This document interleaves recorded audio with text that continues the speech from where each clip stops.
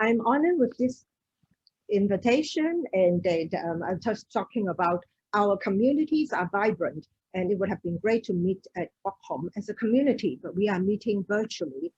As we know, we are facing unprecedented situation of global pandemic. We faced the problem of COVID-19 in the last year. More interestingly, it's the Trump theory. Some people think that viruses are made up by people to dethrone Trump, and vaccination is to implant something into your body. We face problem of climate change, refugees, globalization, and many things about meeting the sustainable goal. Sadly, we also live in a polarized world of divisive ideas. Knowledge building, we think, is more important than ever. We need educational approaches and process that generate new knowledge in complex domains. Idea-centered discourse, just belief-centered argument. We think learning sciences and knowledge building could be more important. The outline of my talk is basic idea, history. That's a keynote. Some major themes and future direction. Basic idea of knowledge building. Sometimes colleagues at Hong Kong, you ask me, what is this learning science field you are in? I learned that from Klotner. Use our best understanding of learning to design technology and environment to promote deep learning, as well as study the design environment created to understand more about learning and to promote more. Knowledge building, a knowledge forum created by Scaramelia and Breiter in late 1980s, early 1990s. It's a classical model of learning sciences. Knowledge building can be defined as producing knowledge of value to our community and continually improving it. It's having students take up collective responsibility for sustained idea improvement. We are having the theory, pedagogy, technology co-evolving using design-based research to refine theory and design. Actually, we bear some similarity with a number of folks in the community, a few of them mentioned on the left. We all, with CSL's designer too, we share these common principles as learning scientists. However, another interesting thing to note is like a recent survey showed that many of us who are interested in collaborative knowledge building, and sorry, girl, you cannot see the other one. Collaborative knowledge building is often considered to be something like co-constructing knowledge, group process to share understanding by technology. This is educationally valuable, but it does not capture the full meaning of knowledge building as creation. So what is it? Knowledge building introduced to the education vocabulary, and I try to use questions so it's a bit more interesting to show the distinctive characteristic. Is this program or approach more about co-construction or also advancing knowledge frontier? Is it about turning agency to student or just following what teacher or researchers all decide? Is it about advancing conceptual artifacts, theory, explanation, or just producing the poster and paper material artifact? Is it about self-organization and emerging process or everything we expected to test? Is it about living the life of a scientific, innovative community? In a nutshell, knowledge building in this case is synonymous to knowledge creation. It characterizes the kind of productive knowledge work found in scientific and research innovative community with the goal of expanding knowledge.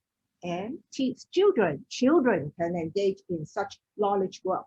As knowledge building is integral with technology, I prepare a little clip and hope it works for you to have a glimpse about what knowledge forum can be about. In Knowledge Forum, students contribute their ideas to a public inquiry space called Views.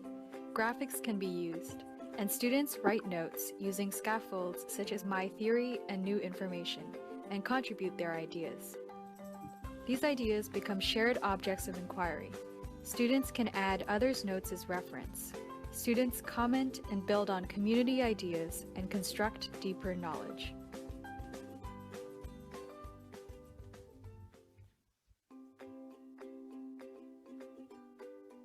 While most pedagogy emphasizes procedure and steps, knowledge building also emphasizes a set of principles. major ones including epistemic agency, improvable ideas, and community knowledge. We start by developing a knowledge-building classroom culture with students expressing ideas freely. Students work together. They put forth questions and ideas to a public space, sometimes using knowledge-building walls, making their ideas visible for improvement.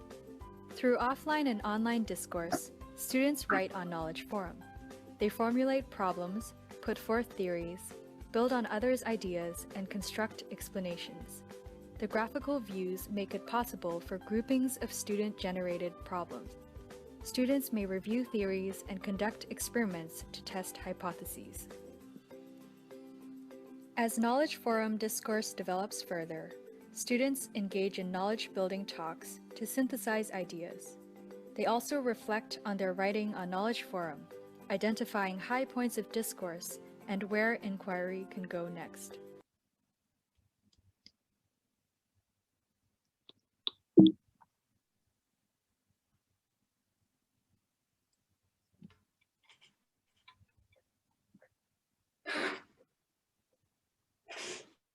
Okay, we have got a glimpse of Knowledge Forum. What did it sort of look like? And where did it come from? So it's a little bit about the origin of Knowledge Forum. Knowledge building originated and was preceded by research on written composition in the 70s. I'm not so old yet, but later. Distinction is made between knowledge telling, in which students just write down what they know, versus knowledge transformation. You may also think about when you write paper, are you refining, sharpening your idea, or just write out exactly what you already know? Next phase is expertise and intentional learning. At that point in time, there's a fact at that point in time to study different expertise in different domains, nature of expertise. For writer and students, however, study process of expertise. How do you become an expert? They found out that experts are those people who engage in progressive problem solving. When one problem is solved, they invest cognitive effort to deepen, to solve new problems. Okay, sound knowledge building, right? Intentional learning also refer to just completing the task assigned or viewing learning as a goal of inquiry. At that point in time, this research showed that children are capable of higher level agency with the intent of supporting this competency. The first prototype, CISO, was developed, later developed into Knowledge Forum. Now here I was there at that point in time, and CISO crashed often. I remember I was working on the prototype crash, going to Marlene and say, notes gone, no assignment, and Marlene laughed. So this is just, at that same time, cognitive science goes to school. In the 1980s and early 1990s, in parallel way, learning sciences is emerging. Chris Hookley, in his nice chapter in Handbook, talked about learning now moves beyond lab to intervention study, intertwined with learning theories and design. We have three well-known programs: Fostering Communities of Learner, Anchor Instruction, and past Jasper Project, and Knowledge Building. I would say that knowledge building developed in tandem with learning sciences that emerged in the 1990s. Researcher in the interdisciplinary field, that's from the website, at that point in time, study learning as it happened in real world situation about how to facilitate learning. Let's make a contrast. The contrast is what learning science is not. At that point in time, people study Tower of Hanoi, how to move the pet missionary and cannibals, how to move them across the river safely, but we are not. So we are developing, and it is at the same time interesting. Another little joke from the age-old is Variety said that, oh, there's this pretty good new journal called, let's go for it. And now, of course, this is the mecca of learning sciences community. This is the first paper of knowledge building. It may be good for us to take a look at the kind of thing that we study is computer-supported environment for young children to use questions to guide their building of knowledge for developing higher level of agency. That's what we start studying. I just put in my paper, also in the inaugural issue of IJCSCL. After that, our community have done many papers contributing to knowledge advances. I'd like to thank the many people, and I draw upon their work in this presentation. I feel I'm also representing the KB community. Okay, the talk today. So Yeah, what Carol? Yes. Sorry, once. So okay. Shall I continue? Yes. Oh, okay. Please. So the theme of today, I would like to talk about this theme, and essentially I would say, what is the nature of knowledge building? How do you design for that? What's the role of technology, and do they work for other people, diverse learner, and impact? Theoretical focus, building on our tradition. At the very beginning, we already have people talking about how people learn. Bransford summarized 20 years of research, basically very cognitive, not much on collaboration at that point in time. We do a lot of situated cognition, so good to recall a paper on situated, the seminal paper.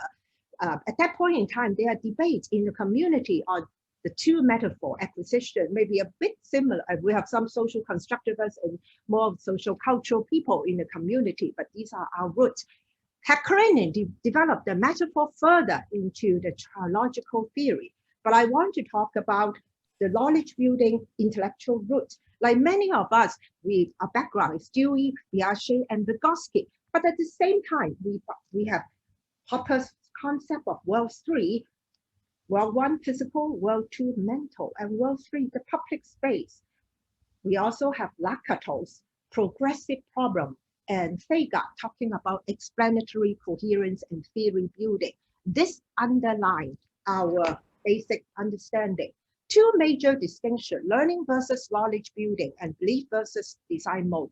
A first useful distinction is learning refers to the process by which people acquire the heritage of their culture. Of course, this is very important. Knowledge building, say more, it is the process by which the new knowledge is created in science, engineering, medicine, and knowledge, in different knowledge disciplines. In knowledge building classrooms, students are not merely learning to acquire knowledge, they are also extending the frontier of their community. A possible analogy you can think about is, are we here as a community today to learn about something that's already out there and we are just coming here to learn? Or are we also trying to expand the knowledge frontier of our community? And while doing this, we will also learn. You might think, oh, this is for us, researchers, not for school children, but let's see. Knowledge building, a second distinction is belief mode and design mode. Current education emphasizes reasoning, evidence, arguments, and evaluation. Argumentation is, of course, really important, but knowledge building pay attention to design mode, that like it is an open journey with ever deepening process of explanation, refinement, rise above, and theory building. In design mode thinking, like progressive problem solving, each cycle open up new possibility. When a problem is solved, we solve new problem. Again, an analogy, think about your iPhone, your whatever mobile, your phone. We may have iPhone 8, 9, 10, X, and manufacturer keep producing new design. Knowledge building, design mode, also the same, but this time it is conceptual artifact, idea, explanation, theory that can be continually improved. In knowledge building supported by knowledge forum, idea can be continually refined. I now present several empirical studies. The first one by Jan Vanels, not a selection bias, but logical flow. So this one is basically about online learning, online discourse, which is usually very fragmented. But then in knowledge building classroom, he found there are three kinds of discourse, and the code include, other than the construction one, we have agency, meta discourse, when people reflect on what they have done and go further, and community awareness. Essentially, three modes are identified: the chit-chat form, cumulative talk, keep sharing, or what we are studying a lot, meaning making, share understanding, co-construction, collaborative problem solving. But we knowledge building people think that we should also look at the knowledge creation type of discourse that extend the community knowledge. Two studies from Janeway and Budong, Janeway Zhang and Budong Chen. Janeway study is important to show community dynamic, how students can take up collective responsibility in knowledge advance, not waiting for teacher direction. In a 3-year design-based study using SNA, he found that the student can move from fixed to interactive and opportunistic group. And the 3rd-year model is akin to knowledge emergence and social structure in knowledge creation communities. Creating new knowledge require what? Like us, require promising ideas, not just constructing something that's already there. In Budong's study, a more recent one, he used promising idea tools. Students can choose promising ideas supported by the tool, compile this idea in combination with classroom talk. They can use this idea to chart their inquiry, and you can see some pattern of how students choose promising idea. My student in my lab, Gigi, combined this kind of idea to develop her study, and you can also get a glimpse of what knowledge creation work in the classroom, and I hope this one work. This knowledge building class took place in Nanjing, mainland China, among primary 5 children, working on the topic of human body input and output channels. This is the 4th iteration in a 2-year design-based study, and the other topics included sound, force and motion, and electricity. The students and the teacher worked together to co-design a journey of inquiry using classroom discussions and knowledge forum discussions supported with KB analytics. Initially, following classroom discussions, students put forth their ideas and questions on the human body into knowledge forum. Students then categorized their notes into 8 problems that emerged as knowledge forum views. Students spontaneously formed groups. Each group took responsibility to specialize in a different problem in knowledge forum. The children conducted group inquiries, experiments, and online discussions in knowledge forum to pursue their collective inquiry. They constructed scientific models of the human body, viewed each other's work in knowledge forum, and brought in promising ideas from other groups. Children also used learning analytics designed specifically in the study called Idea Friend Maps, an SNA semantic-based network of keywords adapted from KBDex developed by Oshima and team. Using paper and electronic forms, children identified promising ideas, decided which groups and ideas to communicate. First, using Idea Friend Maps, students can see that the red circles are keywords that they have discussed, and yellow ones are ones they have not discussed. They can then move back to Knowledge Forum, selecting relevant and neighboring keywords for further inquiry. Second, with the help of Idea Friend Maps, children identified key problems for the community and new directions for knowledge advancement. For example, one problem in the food input view is how do people absorb nutrients? Children formed opportunistic groups to pursue these cutting-edge questions on Knowledge Forum. Thirdly, children also engaged in boundary crossing in advancing knowledge. They found that the food group and the gas group shared some boundaries, and they put forth a new question: does the digestion of food require oxygen? They then designed experiments and put forth the following new question: does food react with oxygen to release carbon dioxide? This idea may seem simple to adults, but in essence, it is the higher level concept of metabolism. Different questions and experiments advanced are pooled together as collective knowledge on Knowledge Forum. The children engaged in creative knowledge work as a scientific community. They pursued related and different ideas and questions, examined the current status of the field for new questions, and advanced community knowledge through boundary crossing.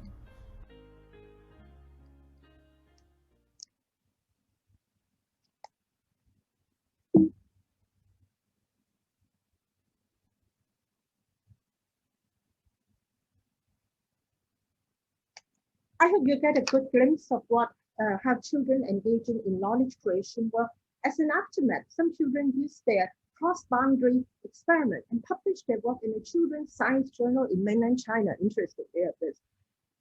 Referring to the theoretical focus, here we see children involved in expanding community knowledge frontier, engaging design mode work, progressively deepening, taking up collective responsibility, moving around in opportunistic group, using promising idea and crossing boundary. theory, pedagogy, technology integrate to each other. Designing and examining this study also help us understand more about process of knowledge creation for better theory and design. If you would like to know more about the research part, you can visit Cindy, you can visit Shirqi's paper on June 11th, also nominated for best paper, first student paper. Second theme, pedagogical design. Primarily, how do knowledge building design for knowledge building creation in classroom? We see quite a bit in the movie clip, but what's the general approach? So the general approach we take is called principle-based approach. Back to the foundation. Design principle is key to our community, and Brown talked about adherence to first principle. We have nice example from learning communities and science education. Knowledge building people subscribe to this principle, but they go further to what we call principle-based approach, focusing on prescribed procedure, focusing on principle, not prescribed procedure. Principle help teachers to reflect on how they design. These principles are important because they define the core concept like epistemic agency. Why principle? Because it creates the condition that best allow for emergent process in student theory building because of the emergent nature. Here we have many examples of teachers studying principles, and we have design-based study. Another tag to principles is we work also, students work on the principle. In my earlier study in ISLS, I really asked students to reflect on their knowledge building, on their knowledge forum writing using principle to guide the inquiry. In more recent work by Cindy, students actually work on the knowledge building principle view. They identify how reflect the principle and to chart inquiry. I like to talk about two interesting state-of-art studies that examine the principle-based approach. One study is analysis of 8 years trajectory of knowledge building in an elementary school. Students show increases in knowledge building work quantitatively, and qualitative themes are identified about how teachers sustain this kind of principle-based innovation, including the ever-deepening understanding aided by design, reflection, and research. You may ask the question, okay, that's one elementary school and they know how to do it. How is it really possible for students to do this emergent process, no activity, and just principle? In more recent work by Janway and his team, this research team has developed an approach that use social temporary structure to help students co-organize the process. So it's not just no activity, no principle, but some temporary structure called, supported by technology, idea thread mapper, so that students can identify their inquiry thread and to move forward. Why are we talking about it? What's the implication for the field of what knowledge building people are doing? We may be familiar with the controversy and debate between scripting of agencies. That's one of the CSL provocation that I think Elisa and Barak wrote about earlier on. Go back to well-structured instruction versus inquiry-based design by Cindy and Kushner debate. We have also done work like I think Frank Fisher now talk about adaptable scripting and various approach. Let me tell you my take on that. My take on that is we don't really need to think about is scripting, no scripting, agency, no agency. It's not a polarized dimension, but we can think about a continuum of more or less structured, open-ended approach in learning sciences and CSL, and from them we might generate deeper understanding. More than that, I think that maybe the scripting people can also consider principle more, and we principle people can think about the Janway's example and some kind of intermediate enabling bootstrapping structure for principle-based design. So it's a more open and yet bootstrapping. Fundamentally, what are you talking about? The basic idea is the centrality of alignment of theory, pedagogy, and design. What's the purpose of your design? What's your epistemology? If your design goal, if your learning goal is academic studying or conceptual content, or whatever. Maybe if it is academic studying, to be good in academic studying, principle-based may not be the most efficient approach. But if you want to do a creative expertise, then if you script them step by step, there may be limiting on creative approaches. Fundamentally, this is a key design theme about how we need to look at epistemology underlying our design. Theme 3, technology and analytics. How do we, I also try to focus on our recent interest in the community on analytics and show what the community has done. As early as CISO Day, Marlene has this interesting quote. Maybe I stop for 2 seconds to let you read. What is she saying? She said that computer is not to support learning. What? No, she's saying it is support learning, but not overly supporting. It should be providing the facilitating structure that enables students to take up agency to maximize their intelligence and not telling them everything, scaffolding everything, but inspiring the kind of agency. Intelligence not in computer, but in student. Over years, the team, the community has done a lot of work on knowledge forum. I don't want to talk about those features. I want to focus on the analytic tool that is of interest to our community. Over both KB and LS, CSL, over years, we have designed many of the tools. Early year, more simple one like dashboard. How many notes have you created? A bit simple, teacher liked it, however. Vocabulary growth, how is their vocabulary? Word cloud, many people are using it now, and a scaffold tracker. So word cloud is what kind of word are they catching the key scientific word in their discourse. Scaffold tracker, are they just keep saying my theory with no understanding, or do they have to also ask, I need to understand? Do they have new information? Do they put knowledge together? In our publication, we like to use SNA quite a lot in my teacher network. Also, just this SNA thing can tell us whether the community is more connected. We also now move to deeper, and some of this that you have seen before, like promising idea tool, the Abudong who developed the promising idea tool to help students evaluate. Genway's ideas thread mapper to bootstrap this kind of co-inquiry. And you see in the China movie about KBDEX, developed by Oshima on using keyword semantic network to show the key ideas work in the community. What's the key point of this, about all this tool? The key point is not just about the tool, but again, the integrated dimension. So here's an interesting study by Monica, and then she showed that just using the simple word cloud with primary tool and showing the comparison with the expert word cloud, and also using the scaffold tool, but not just the tool, combining this visualization with meta talk, then the young children as early as primary 2 can engage in more advanced. We also have a comparison group in this study.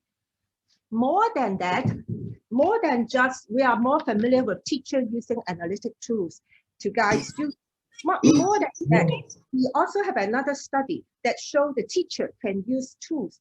In this one, it's a KCA we developed. Look at this, I'm sorry, maybe small. We even use the words such as what's happening to our stuff, which we think it would be more accessible to the student. And then the student use the tool to look at their KF work.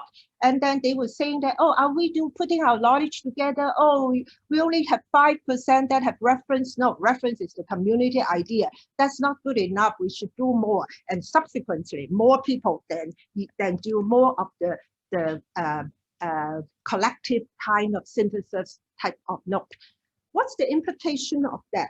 The implication of that is we are developing along with the field of analytics to scaffold, to assess as well as scaffold. Tomorrow we will hear much more insight from Carolyn. And then we will also, but for analytics, the goal is not just to provide them back information, but to develop the kind of analytic for knowledge creation so that they can become epistemic agents. And analytics need to be combined with pedagogy, like Vasanda's study on the meta-discourse. Moving along, diverse learner. I have talked about theory, pedagogy, technology. Who can benefit? Who have access? One common question is that is it only good for the capable and regular student? We know we now know that learning science for diverse learner is a very important topic. Some years ago, I did an analysis and only 12% of paper in GLS concerned with equity. I think that situation was much changed now. But if we look at our foundation, we actually know the earlier study is reciprocal teaching. It's with LD children, and Anne Brown worked with communities learner. And my favorite study by Fredrickson and White to show that the design actually benefit poor learner more than the good learner. Common belief hold that only highly capable people can create idea. It is paradoxical.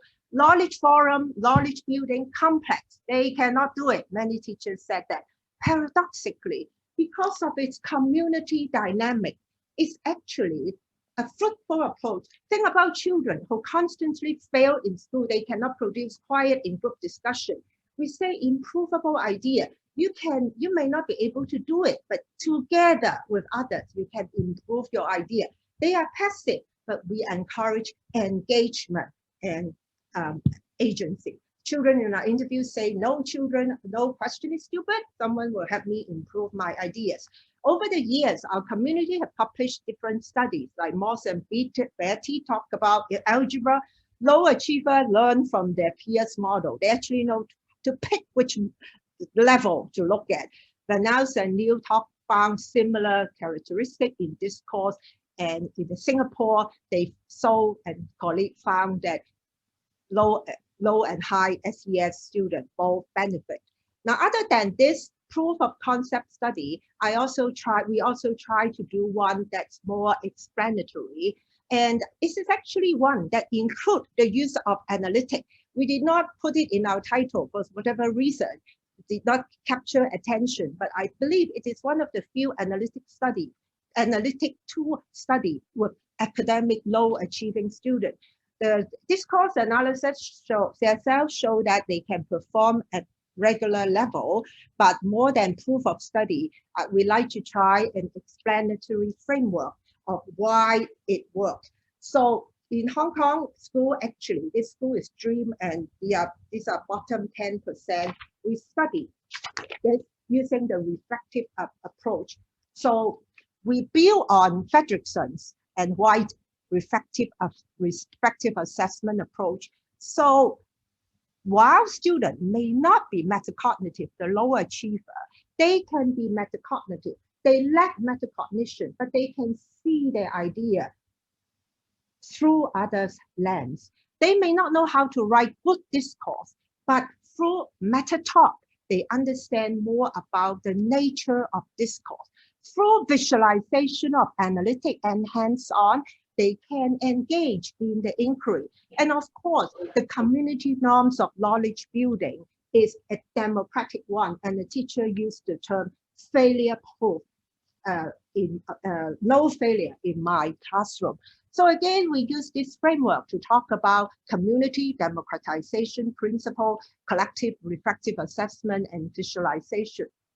Well, other people have also done study on low achievement, many intervention approach, but we observe that mostly it's more about the basic academic achievement because they think this is what they need. However, we believe that everyone, even low achieving students, diverse learner, need to have access and equity to higher order competency, including knowledge creation. This is not just for the genius, but for everyone. I should have stopped here, but I feel like I owe something to other part of my community. So I must quickly talk about this one too, on scaling and impact. Back to our tradition, our founder has already told us things of this kind. Our founder have said that learning sciences is not studying, it's for creating change. It's design-based and action-based for impacting education and the world. We are to develop new way of thinking about learning and teaching that will allow cognitive science to have an impact on the practice of education. So on effect and impact. So we have, over the 3 decades, knowledge building has been conducted in many different domains across different areas and learner. While we focus on collective growth, there is also good evidence of learning outcome. But to be fair, frank, I do believe that we need to work more in this area. But now going back to the impact.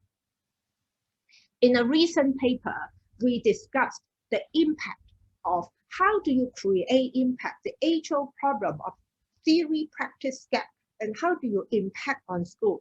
3 themes are identified. The first theme is about a system perspective, different levels. Knowledge building has been implemented in over 20 countries, widespread with various degree of success, but we do have successful models, such as DBI, design-based implementation research, and the learning sciences community. We also subscribe to school, university, government tripartite partnership, but it is grounded in theory, pedagogy, knowledge integration for both theory and practice advance. Why these things are so hard is because of the misalignment across different levels. So we need to look at micro, meso, and macro level. We look at multiple level of stakeholder as they work together in community as knowledge builder. A second theme is our technology is developed not in the lab only, but in the wild. So we have multidisciplinary teams of teachers, students, researchers, and engineers engaged in technology development. So when analytics are developed, they are tested in classroom and go back and tested. There is a tight coupling of theory, design, and technology through iterative classroom experimentation. A third theme is we often have all this locally network community, but we have this Karen Marlene's leadership of a big network. So this is an international network of over many countries with researchers, teachers, policymakers, engineers, students coming together, meeting regularly to advance knowledge, to build knowledge about knowledge building. It is just the personal anecdote. In the last summer institute, I witnessed children from different countries, several countries, come together to work on KB, for Knowledge Forum, on Saving Earth, Saving Planet. Then the teachers are observing, teachers from different countries, observing what the students are doing and discussing how they work. The researcher using analytic tool to show, to chart, to understand the progress. Or actually, children also use analytic tool. And then the feedback also given to engineer, computer scientists to develop the tools. Personally, I think that I learned not so much just research insight from researcher, yes I do, but I learned a lot from watching students, teachers, policymakers talking about KB, teacher talking about principles. Coming together, I do not want to just show a rosy picture and say, oh wow, it's so wonderful. Of course, there are many challenges and ways ahead. So this is my last slide, but the last few slides. So we recapture what we have said. For theoretical focus, we've gone beyond the knowledge construction mode discourse. We identify constructs such as collective responsibility, design mode, distributed expertise, problem solving, and boundary crossing. But I do believe that we have faced the challenge and the role ahead to enrich the conceptual and analytic framework of how do we capture and identify, or what actually call or see or work with this knowledge creation discourse. What is this meta discourse construct? How can we enrich it? We need to understand more about the self-organizing process of knowledge creation, and we build bonds with other related models. Eric Kress also write about collective knowledge building in community, moving beyond small group CSL. So how do we work, leverage on this different model? In pedagogical design, we have moved beyond procedure to principle-based. We have this highest form of epistemic agency. But to tell the truth, it's still a challenging, it's not easy for teachers So we need to continue to explore this intermediate enabling structure. We see some from Jen Wei's work. We need to look at the continuums of approaches. Carl Brighter talked about principle practical knowledge. I kind of understand it as meaning what's the kind of knowledge that it takes for you to know how to use principle-based innovation? What's the meta knowledge required to do knowledge building? Analytic supported inquiry. We know for researcher and teacher, we already know that we place them in the hands of students. We have done the analytic for community advance, both to assess and scaffold. What's our new challenge? What's our goal? We really want to set the goal of learning analytics, not just for defining, capturing collaboration. We want to capture knowledge creation. And in that, we can understand more what knowledge creation is really about. We are continuing working on children as designer. We understand, as we know in this community, there are people who are very expert in this area. So as a strategy study, we also hope for cross-community, multi and interdisciplinary learning sciences type of approach as we develop. Diverse learner, we have established this capable, we can do this sustaining force. We know that the field is very rich with social cultural, many different approaches. And we also hope to be enriched. So we broaden to social, emotional. I heard some recent one, humanistic knowledge building community. And there are different ways of examining more the identity. For another question is, many people say that, oh, you can do it. That's a case study. But this is what learning science is all about. We start with case study to developing more framework and theory. Network and impact. We have this large innovative network. How do we study them? How do we study them so that we understand knowledge diffusion and use analytics? So we start by saying, yes, this is the big slide with word and no more big word slide. So this is the knowledge building rising tide, which I've tried to say that it's an old model, but in our changing complex post-truth world, what does it mean? Whether knowledge building can again have more important. I read recently Caption's very interesting paper on epistemic education. We have a different take, but similarly, from what we have heard today, we hope that we can go for implication for education, go beyond learning what is already known to generation of new knowledge and continue pursuit. We hope education is about not make things as clear, as easy as possible, but dealing with ambiguity and complexity. Beyond polarization, you're right, I'm wrong, or even you're right, I'm right, everybody is right, to rise above and progressive talk. Beyond groups and classes in time and space to interacting communities and boundary crossing. Students working on world problems, they may be smarter than the government leader we have. Beyond producing physical artifact. Oh, I done my poster, finished, to conceptual advance. Environment that can compete in the world of social media. We don't want people just to say, everybody can say, oh, this is my evidence. Not fragmented evidence, but explanatory, coherent, computational truth that can move people ahead. We want pervasive knowledge building, while students say, knowledge building in my heart and everywhere. And knowledge creation is not just for the privileged, but it is for all. Just a picture for memory, how people learn. One is really cognitive. They say brain, not much brain, but very cognitive. How people learn too is social cultural, learner context. What would we put in how people learn? Three, how is it that we as a community move forward, advancing knowledge frontier? And will we put in more epistemology, knowledge creation, learning sciences, design, equity, and assets, but just some wonderment. Lastly, I'd like to acknowledge the insight of Karim Ali and all this knowledge building, friend, family, and many other pictures not shown, but from Knowledge Building International. And here's I will leave this slide a little bit so you can capture some of, note the Naples site, very useful. Okay, I'm a little bit over, but I am done. Yeah. Thank you very much, Carol. Thank you for a wonderful and inspiring talk. I see a lot of virtual clappings, and let me say thanks and apologies again for the technical